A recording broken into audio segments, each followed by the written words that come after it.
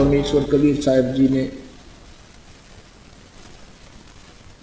फिर आप जी को संदेश दिया है कि पूरे गुरु की शरण में आने के उपरांत आप जी ने कैसे उसके साथ व्यवहार करना है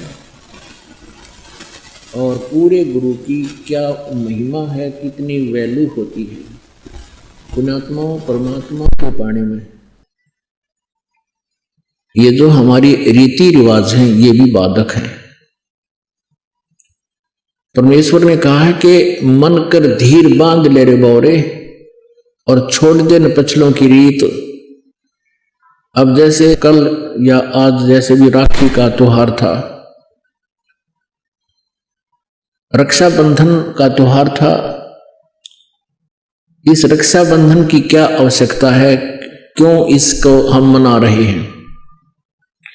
ये काल के चलाए हुए अपने इस टाइम पास करने की खातिर, टाइम वेस्ट करने के लिए और हमें पीड़ित रखने के लिए एक ये रीति बना रखी है। अपन आत्माओं इस ज्ञान से परिचित होने के बाद हमारी आंखें खुल जाती हैं और जो समझदार बच्चे हैं इस बात को स्वीकार कर लेते हैं कि संत जो कहते हैं परमेश्वर का आदेश होता है, तो फिर वो स्वीकार कर लेते हैं, फिर वो समाज की नहीं मानते। एक बहन ने बताया कि जी उपदेश लेने से पहले मैं राखी बांधने के लिए अपने भाई के वहां घर गई। वही रक्षाबंधन का दिन भाई की इंतजार कर रही थी। दुर्घटना के अंदर भाई की मृत्यु होगी, उसका शव आया, टक्कर मार मार कर रो रही थी। अब रक्षाबंधन का उद्देश्य क्या है कि भाई राखी इसलिए बांधते हैं कि वो हमारी रक्षा करेगा। और भाई की रक्षा कौन करेगा? हमारा रक्षक कहते हैं, जो रक्षक है उसको हम भूल चुके हैं। हम सब का रक्षक कबीर साहब है, कबीर परमेश्वर पूर्ण ब्रह्म परम अक्षर ब्रह्म। हम सबने भाई और बहनों ने मिलकर परमेश्वर कबीर जी का रक्षाबंधन बांधना चाहिए, राखी, ताकि भाई और बहन दोनों का रक्षक हो जाए। कबीर साहब को रक्षाबंधन कैसे बंधेगा? हम उसकी शरण में आ जाएंगे और जो जाकी शरणा बसे ताको ताकी लाज, जल सो ही मछली चढ़ जा बह जाते गजराज। हमने अपने परमात्मा को राखी बांधनी चाहिए।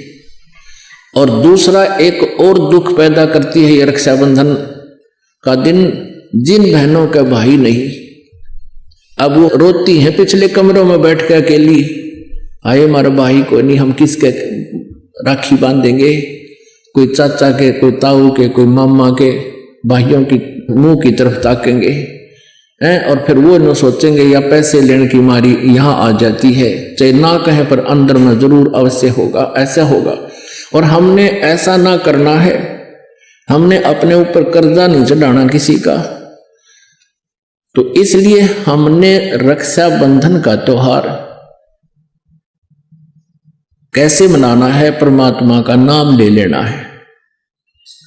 और फिर ये 10वां दिन यहाँ त्योहार होता है, सत्संग होता है, इसमें आकर के हमने इस परमात्मा के ज्ञान को सुनना है। तो ये इस तरह के जो रीति रिवाजें हैं ये हमें पीड़ित करने के लिए है, हमारे को एक दूसरे से दूर करने वाली है। अब रिवाजें बन गई हैं कि बहन राखी बांधन आवेगी, उसको कुछ देना पड़ेगा, एक मजबूरी सी बन गई। तो ये भी हमारे नाते में दरार पैदा करती है। तो पुण्यात्माओं, जिन्होंने परमात्मा पाना है तो परमेश्वर के विधान को अपनाना ही पड़ेगा।